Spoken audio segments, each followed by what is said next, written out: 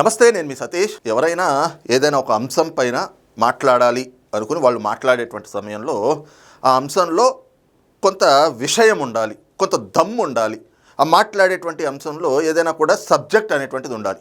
అలా లేకుండా ఏదో ఒకటి వాగాలి కాబట్టి మనం మాట్లాడేద్దాం అని చెప్పి మాట్లాడుతూ ఉన్నాం అనుకోండి, ఏంట్రా వీడు మాట్లాడేటువంటి మాటల్లో పస లేదు, ఇదేదో పనికి మాలిన వాగుళ్లాగా ఉంది అని చెప్పేసి విమర్శిస్తూ ఉంటారు. అలాగే ఆ మాట్లాడేటువంటి వ్యక్తుల్ని, వాళ్ళు చేసేటువంటి విమర్శల్ని చూసి ఎవడ్రా వీడు పనికి మాలిన వెధవలాగా మాట్లాడుతున్నాడు అని చెప్పేసి కూడా వాళ్ళని తిడుతూ ఉంటారు, వాళ్ళని విమర్శిస్తూ ఉంటారు. ఈ రోజున జగన్మోహన్ రెడ్డికి కూడా అదే పరిస్థితి ఏర్పడింది. జగన్మోహన్ రెడ్డి ఒక మీడియా సమావేశం పెట్టాడు ఈ రోజున. ఆ మీడియా సమావేశం కూడా ఏమిటి అంటే, ఏదో న్యూస్ ఛానల్స్లో కనుక న్యూస్ ప్రెజెంటర్లు వచ్చి వాళ్ళకు కొన్ని ఐటమ్స్ ఉంటాయి, కొన్ని ఆర్టికల్స్ ఉంటాయి, ఆ ఆర్టికల్స్ని మాత్రం చదివేసేసి ఇదిగో ఫలానా బ్రేకింగ్ న్యూస్, లేదంటే ఫలానా స్టోరీ, ఫలానా ఇది అని చెప్పేసి ఆ 3 ఐటమ్స్ 4 ఐటమ్స్ అవి చదివేస్తారు, అవి చదివి వెళ్ళిపోతారు. ఈ రోజున జగన్మోహన్ రెడ్డి ప్రెస్ మీట్ కూడా అదే తీరులో కొనసాగింది. రావటం ఫస్ట్ 11ంటికి ప్రెస్ మీట్ అన్నారు. 11ంటికి ప్రెస్ మీట్ పెడతారేమో చూద్దాం కదా అని చెప్పి ఆన్ చేస్తే వెంటనే 11:15కి మార్చబడింది అని చెప్పేసి షెడ్యూల్ మారింది. సరే, 11:15కైనా స్టార్ట్ అవుతుందేమో. జగన్మోహన్ రెడ్డి మరి లేచి రెడీ అయ్యి రావాలంటే టైం పడుతుంది కదా, ఎందుకంటే తాడేపల్లి ప్యాలెస్లో అన్ని గదులు ఉంటాయి. ఆ గదుల్లో నుంచి ఆయన ప్రెస్ మీట్ పెట్టే గది దాకా రావాలి అంటే టైం పట్టేస్తుంది కదా. సరే, ఓ పావు గంట పడుతుందేమో అని చెప్పేసి 11:15కి చూశారు. మళ్ళీ 11:15 నుంచి 11:30కి షిఫ్ట్ చేశారు. ఎట్టకేలకు 11:30కి అయితే ఆయన మీడియా సమావేశం పెట్టాడు. ఇంత కట్ట పేపర్లు పట్టుకొచ్చాడు. ఆ పేపర్లు పట్టుకొచ్చి ఇదిగో 3 ఆర్టికల్స్ ఉన్నాయి, ఈ 3 అంశాలపైన నేను మాట్లాడేసి వెళ్ళిపోతా. అందులో మొదటిది ఏమిటి అంటే, నిన్న మేము అన్నదాత పోర్ అని చెప్పేసి ఒక కార్యక్రమం మేము దాన్ని నిర్వహించాలి అని చెప్పేసి మేము పూనుకుంటే ఈ కూటమి ప్రభుత్వం పోలీసులతోటి మా పైన ఉక్కుపాదం మోపింది ఈ అంశం పైన, అలాగే యూరియా కొరత పైన మాట్లాడతా అని చెప్పేసి. తర్వాత అనంతపురంలో ఈ రోజున కూటమి ప్రభుత్వం మరి వాళ్ళు ఇచ్చినటువంటి ఎన్నికల హామీలు సూపర్ 6 అవన్నీ కూడా ఒక్కొక్కటి అమలు చేస్తూ ఉన్నారు. ప్రజల్లో ఆ సూపర్ 6 హామీలన్నీ కూడా అమలవుతున్నటువంటి విధానం సూపర్ హిట్గా మారినటువంటి పరిస్థితి. దానిపైన సూపర్ 6 సూపర్ హిట్ అనేటువంటి ఒక కార్యక్రమాన్ని నిర్వహించబోతా ఉంటే కూటమి ప్రభుత్వం, దానిపైన కూడా నేను విషయం చెప్పాలి కాబట్టి ఆ అంశాన్ని కూడా మాట్లాడతాను, ఇదిగో 3 అంశాలపైన మాట్లాడతా అని చెప్పి ముందుగా యూరియా కొరత అనేటువంటి అంశం పైన మాట్లాడుతూ వచ్చాడు. ఆ యూరియా కొరత పైన మాట్లాడేటప్పుడు ఏదైనా విషయం మాట్లాడితే అందులో ఏదైనా కూడా పస ఉంటే అది వేరు. కానీ అక్కడ కూడా ముఖ్యమంత్రి చంద్రబాబు నాయుడు గారి పైన తనకున్నటువంటి అక్కసును వెళ్ళగక్కాడు. అధికారం కోల్పోయాము, ఈ రోజున కేసులు చుట్టుముడతా ఉన్నాయి. లిక్కర్ కుంభకోణం కేసు ఏ రకంగా ముంచుకొస్తూ ఉంది, వైఎస్ వివేకానందరెడ్డి కేసు ఏ రకంగా టెన్షన్ పెడతా ఉంది, అలాగే ఒక్కొక్కళ్ళగా తమ పార్టీ నేతలందరి పేర్లు కూడా లిక్కర్ కుంభకోణంలో ఎలా బయటకు వస్తూ ఉన్నాయి. సిట్ అధికారులు దూకుడు ప్రదర్శిస్తూ ఉంటే ఆ లిక్కర్ కుంభకోణం కేసు ఉచ్చు ఎలా బిగుసుకుంటా ఉంది. దాని నుంచి తప్పించుకుందామని ఎన్ని ప్రయత్నాలు చేసినా, ఏ రకంగా కేంద్ర పెద్దల దగ్గర మీ కాళ్ళు పట్టుకుంటాం, మమ్మల్ని కాపాడండి అని బతిమలాడుకునేటువంటి ప్రయత్నాలకు వెళ్ళినా అవేవీ ఫలించట్లేదు. కారణం ఏమిటి అంటే, రాష్ట్రంలో ఎన్డీఏ ప్రభుత్వమే, కేంద్రంలో ఎన్డీఏ ప్రభుత్వమే. మరి ఎన్డీఏలో తెలుగుదేశం, జనసేన, భారతీయ జనతా పార్టీ ఈ 3 పార్టీలు ఉన్నాయి. మరి వీళ్ళని కాదని, తెలుగుదేశం జనసేనని కాదని చెప్పి బీజేపీ పెద్దలైతే కనుక జగన్మోహన్ రెడ్డిని దగ్గర చేసుకునేటువంటి పరిస్థితులు ఉండవు కదా. అప్పటికీ జగన్మోహన్ రెడ్డి నిన్న కూడా ప్రయత్నాలు చేశాడు. నిన్న ఏదైతే గనక ఉపరాష్ట్రపతి ఎన్నికలు జరుగుతూ ఉన్నాయో అక్కడ వైసీపీ ఎంపీలంతా కూడా కేంద్ర పెద్దలు ఎక్కడో దగ్గర మమ్మల్ని కనికరించకపోతారా, వాళ్ళు ఒక్క అపాయింట్మెంట్ ఇవ్వకపోతారా అని చెప్పి జైలు నుంచి ఓటేయడానికని వెళ్ళినటువంటి మిథున్ రెడ్డి కూడా, పీయూష్ గోయల్ గారు కేంద్ర మంత్రి, ఆయన ఒక్క అపాయింట్మెంట్ ఇస్తే చాలు అని చెప్పి ఎటు వైపు నుంచి అవకాశం దొరికినా ఏదో రకంగా కేంద్ర పెద్దల్ని ప్రసన్నం చేసుకోవాలి, తద్వారా ఈ కేసుల నుంచి బయటపడాలి అనేటువంటి ప్రయత్నాలు చేస్తున్నారు. ఏవి ఫలించట్లేదు. ఆ అసహనాన్ని, ఆ అక్కసుని కూడా ఈరోజు జగన్మోహన్ రెడ్డి ఆ ప్రెస్ మీట్లో వెళ్ళగక్కినటువంటి పరిస్థితి. ఒక్కసారి జగన్మోహన్ రెడ్డి మాట్లాడినటువంటి మాటలు కూడా విందాం. ఆ ప్రెస్ మీట్లో ఎంత అసహనంతో జగన్మోహన్ రెడ్డి ఆ ప్రెస్ మీట్లో మాట్లాడుతూ ఉన్నాడు అనేటువంటిది ఒక్కసారి చూద్దాం. ఇదిగోండి, ఇదేమిటి అంటే, ఏ జిల్లాల్లో యూరియా పిఏసిఎస్ కార్యాలయాల కేంద్రాలు ఉంటాయి కదా, అక్కడ యూరియా అనేటువంటిది ప్రభుత్వం అందజేస్తూ ఉంది రైతులకి.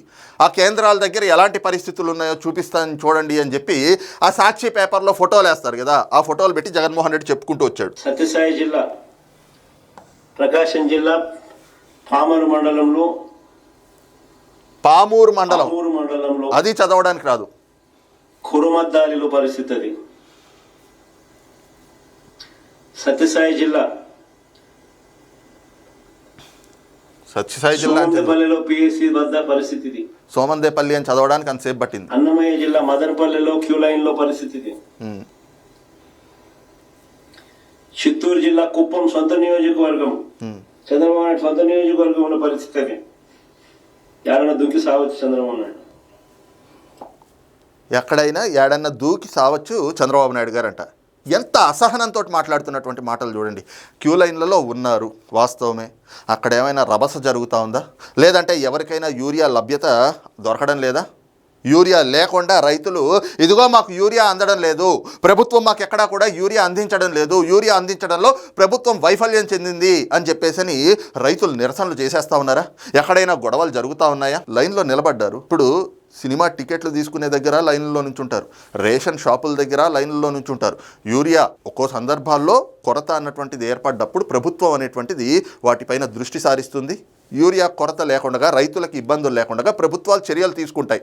అదే తరహాలో ఈ రోజున కూటమి ప్రభుత్వం కూడా యూరియా కొరత ఏర్పడింది అనేటువంటి అంశాన్ని మొదటి రోజునే గుర్తించి అధికంగా యూరియాని మిగతా ప్రాంతాల నుంచి కూడా తెప్పించుకునేటువంటి ప్రయత్నాలు, యూరియా దిగుబడి చేస్తూ ఉంది, దాన్ని రైతులకి అందిస్తూ ఉంది. అక్కడ ఏదో జరగకూడదు జరిగిపోతున్నట్లుగా చంద్రబాబు నాయుడు గారు కుప్పం నియోజకవర్గంలోనే యూరియా కోసం లైన్లో నిలబడ్డారు అని చెప్పేసి ఏడన్న దూకి సావాలి బావి చూసుకుని చంద్రబాబు నాయుడు గారు అంట. ఇది నోటి దురుసు. జగన్మోహన్ రెడ్డి ఎంత అక్కసుతోటి ఉన్నాడు, ఎంత అసహనంతో ఉన్నాడు, ఏ రకంగా అక్కసు వెళ్ళగక్కుతున్నాడు అనడానికి ఈ మాటలే. సొంత నియోజకవర్గం ఉన్న పరిస్థితి అది. ఏడన్నా దుంకి సావచ్చు చంద్రబాబు నాయుడు. కనీసం కుప్పంలో కూడా కనీసం రైతులు, కనీసం ఆయన సొంత కాన్స్టిట్యున్సీ రైతుల పరిస్థితి అట్టుందనండి.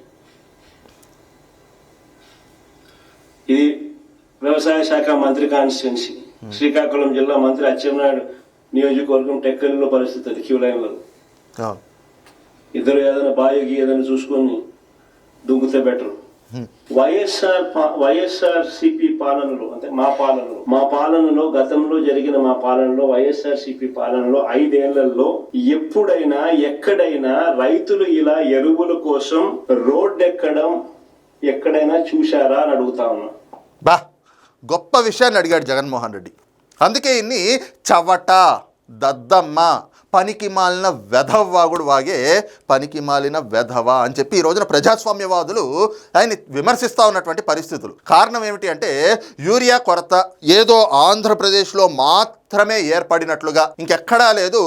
ఆంధ్రప్రదేశ్లో మాత్రమే రైతులు మాత్రమే యూరియా కోసం క్యూ లైన్లో నిలబడ్డారు. మిగతా అన్ని చోట్ల అన్ని ప్రభుత్వాలు చక్కగా అందిస్తున్నాయి కదా, ఇక్కడ ఎందుకు ఈ ప్రభుత్వం అందించలేకపోతుంది అని చెప్పి ఏదో పెద్ద ప్రశ్నిస్తున్నట్లుగా జగన్మోహన్ రెడ్డి తన అతి తెలివితేటలను అయితే కనుక ప్రదర్శిస్తూ ఉన్నాడు. ఈ రోజున యూరియా కొరత అనేటువంటిది దేశమంతటా కూడా ఉంది. ఇంకా మిగతా రాష్ట్రాలతో పోలిస్తే ఆంధ్రప్రదేశ్లో పరిస్థితులే చాలా మెరుగ్గా ఉన్నాయి. కారణం ఏమిటి అంటే యూరియా కొరత ఏర్పడింది అనేటువంటి అంశం మొదటగా గుర్తించినటువంటి మొదటి రోజు నుంచే ప్రభుత్వం దానిపైన చర్యలు ప్రారంభించింది. కేంద్రంలో రాష్ట్రంలో ఎన్డీఏ ప్రభుత్వం ఉంది. ఎన్డీఏలో కీలక భాగస్వాములుగా ఉన్నాం కాబట్టి కేంద్రంతో ఉన్నటువంటి సత్సంబంధాల నేపథ్యంలో రైతులకి యూరియా కొరత వల్ల ఎక్కడా ఇబ్బందులు కలగకూడదని చెప్పి మొదటి రోజు కూడా కేంద్ర మంత్రులతోటి ముఖ్యమంత్రి చంద్రబాబు నాయుడు గారు సమన్వయం చేసుకుంటూ కేంద్ర మంత్రి నితిన్ గడ్కరీ గారితో కూడా మాట్లాడి ఏదైతే గనక ఇంకా మనకి అదనంగా యూరియా అందించేట్లుగా సహకారం అందించాలి అని చెప్పి కోరారు. 50,000 మెట్రిక్ టన్నులు ఈ రోజున కాకినాడ పోర్ట్ నుంచి వచ్చేటువంటి యూరియాలో 10,000 మెట్రిక్ టన్నులు మన రాష్ట్రానికి మనకు అందబోతూ ఉన్నాయి. అలాగే న్యూ మంగళూరు నుంచి 20,000 మెట్రిక్ టన్నులు అక్కడ పోర్టుకు వచ్చేటువంటి యూరియాలో 20,000 మెట్రిక్ టన్నులు రాష్ట్రానికి రాబోతూ ఉన్నాయి. రాయగఢ్ పోర్టుకు వచ్చేటువంటి యూరియాలో అక్కడి నుంచి ఒక 20,000 మెట్రిక్ టన్నులు, మొత్తం 50,000 మెట్రిక్ టన్నుల యూరియా అదనంగా రాష్ట్రానికి రాబోతా ఉంది. అలాగే 90,000 దేశీయ యూరియా, 90,000 మెట్రిక్ టన్నుల దేశీయ యూరియా కూడా రాష్ట్రానికి తెప్పించబోతా ఉన్నారు. అసలు ఈ యూరియా కొరత ఏమిటి, ఎందుకు వచ్చింది, ఏమైంది అసలు సమస్య అని చూస్తే వాస్తవానికి వ్యవసాయానికి రైతులు యూరియా, డిఏపి ఈ రెండింటినీ కూడా ఎక్కువగా వాడుతూ ఉంటారు. అందులో కూడా సాంప్రదాయంగా చూస్తే యూరియా అనేటువంటిది కొంత ఎక్కువగా వాడుతూ ఉంటారు. ఇప్పుడు ఈ యూరియా అనేటువంటిది 45 కేజీల బస్తా వచ్చి 250 రూపాయలు ఎంతో ఉంటుంది. దానిపైన కూడా కేంద్ర ప్రభుత్వం 1,900 రూపాయల సబ్సిడీని ఇస్తూ ఉంది. అయితే కొన్ని కారణాల చేత దేశంలో ఈ ఖరీఫ్కి యూరియా అనేటువంటిది కొంత కొరత ఏర్పడింది. ఇది ఒక ఆంధ్రప్రదేశ్లోనే కాదు, దేశమంతటా ఉంది. అయితే పోతే ఆంధ్రప్రదేశ్లో మాత్రం పరిస్థితులు ఎలా ఉన్నాయి ఏమిటి అని చూస్తే గత ఖరీఫ్తో పోలిస్తే ఈ ఖరీఫ్కి 1,04,000 పైచిలుకు మెట్రిక్ టన్నుల యూరియా అనేటువంటిది రైతులు అధికంగా కొన్నారు. అయితే ఇక్కడ కొన్ని అంశాలు వీళ్ళు చేస్తున్నటువంటి విమర్శలు ఆరోపణలో కొంతవరకు అయితే వాస్తవం ఉన్నట్లుగా కనిపిస్తూ ఉంది. ఎందుకంటే కొంతమంది ఏదైతే కనుక వ్యాపారస్తులు వీళ్ళు ఉంటారో వీళ్ళు ధనార్జనతో ఉంటారు. అందులోనూ వైసీపీకి సంబంధించినటువంటి వాళ్ళైతే ఇంకా ఎక్కువ. వాళ్ళు ఆఖరికి శవాల మీద పేలాలు ఏరుకునే రకాలు కదా. అలాంటి వాళ్ళు ఏం చేస్తారు, మనం మొన్న చూసాం ఏదైతే కనుక బంగారుపాళ్యం అక్కడ మామిడి రైతుల సమస్య అన్నారు. కానీ మామిడి రైతులు సిండికేట్ చేసింది ఎవరు? అక్కడ పల్ప్ ఇండస్ట్రీస్ మొత్తం అన్నీ కూడా సిండికేట్ అయింది ఎవరివి? పెద్దిరెడ్డి రామచంద్రారెడ్డివి, ఆయన అనుచరులవి. వీళ్ళే ఒక సిండికేట్గా మారి రైతులకి తక్కువ ధర అని చెప్పేసి రైతుల్ని ముంచింది ఇదే వైసీపీ వాళ్ళు.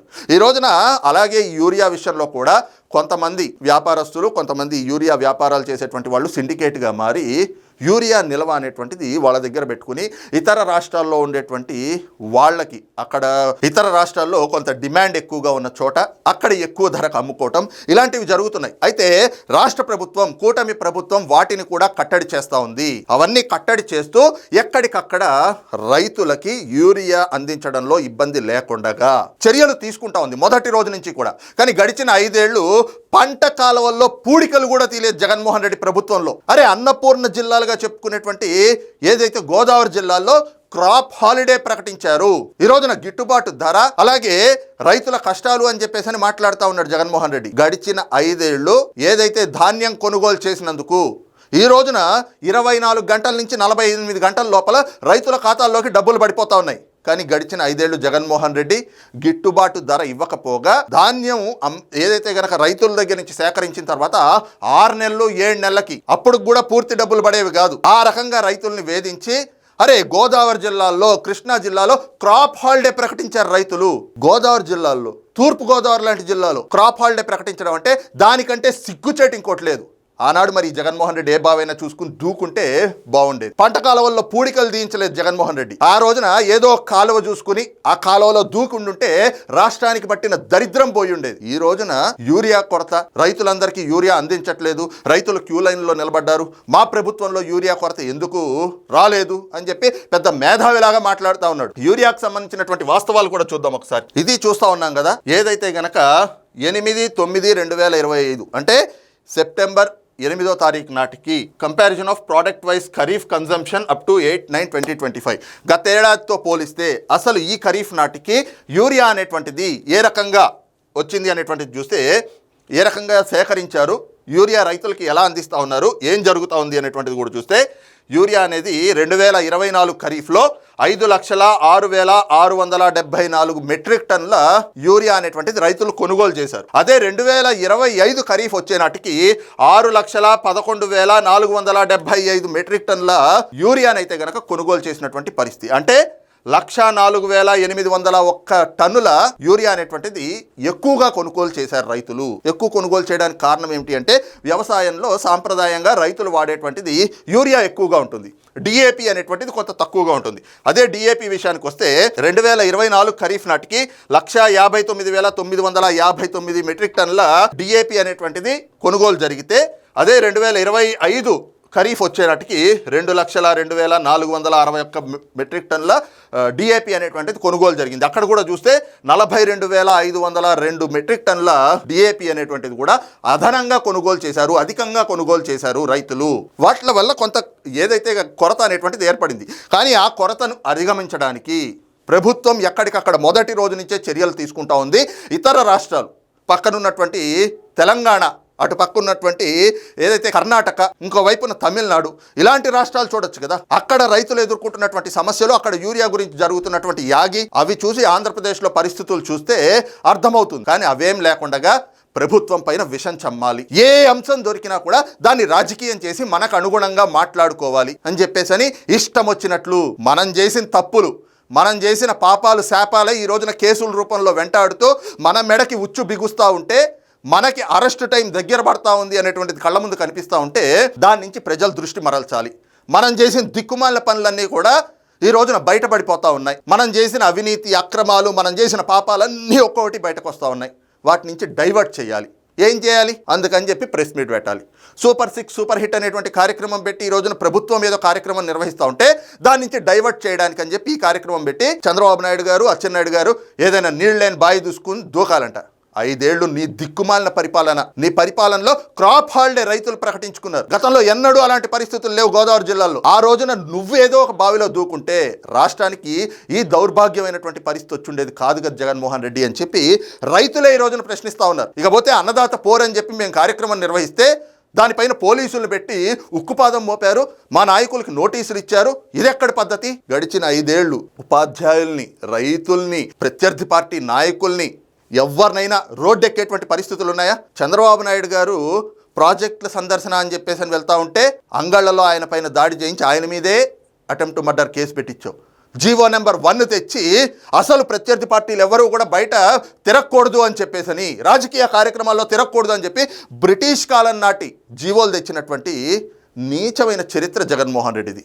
అలాంటి జగన్మోహన్ రెడ్డి వచ్చి ఈ రోజున ఏమీ లేని దానికి ఏదో యాగి చేద్దామని చెప్పేసి వస్తే పోలీసులు ఖచ్చితంగా హౌస్ అరెస్ట్లు అంటారు, లేదంటే పర్మిషన్ లేదు అంటారు. వాటిని పట్టుకుని మా ప్రభుత్వం పైన ఉక్కుపాదం మోపుతా ఉన్నారు. మరి ఇన్ని కార్యక్రమాలకు పిలుపునిచ్చిన జగన్మోహన్ రెడ్డి మరి ఏ బావిలో దూకేండి నిన్న? ఎందుకు మరి ఆయన రోడ్డు ఎక్కలేదు? నీ కోసం అని చెప్పేసని మేమంతా రోడ్లు ఎక్కాలా, నువ్వు మాత్రం ప్యాలెస్ల్లో పడుకుంటావా అని చెప్పేసి ఈ రోజున వైఎస్ఆర్ కాంగ్రెస్ పార్టీ శ్రేణులే ఏం పనికిమాల వాగుడు వాగుతున్నావు జగన్మోహన్ రెడ్డి అని చెప్పేసని, ఏం పనికిమాల కార్యక్రమాలకి పిలుపునిస్తున్నావు జగన్మోహన్ రెడ్డి అని చెప్పి జగన్మోహన్ రెడ్డిని విమర్శిస్తున్నటువంటి పరిస్థితి. ఈ క్రమంలోనే జగన్మోహన్ రెడ్డి ఈ మీడియా సమావేశంతో మళ్ళీ తనకి తాను ఒక పనికిమాలిన వెధవా, తన మాటలన్నీ కూడా పనికిమాలిన వెధవ్వాగుడే అనేటువంటిది ఆయనే నిరూపించుకున్నాడు అన్నటువంటి అభిప్రాయాలు కూడా అటు రాజకీయ పరిశీలకుల నుంచి ఇటు ప్రజాస్వామ్యవాదుల నుంచి కూడా వ్యక్తమవుతా ఉన్నాయి. మరి జగన్మోహన్ రెడ్డి ఈ మీడియా సమావేశం పైన మీ అభిప్రాయం ఏమిటనేటువంటిది కింద కామెంట్ సెక్షన్లో మెన్షన్ చేయండి. Thank you.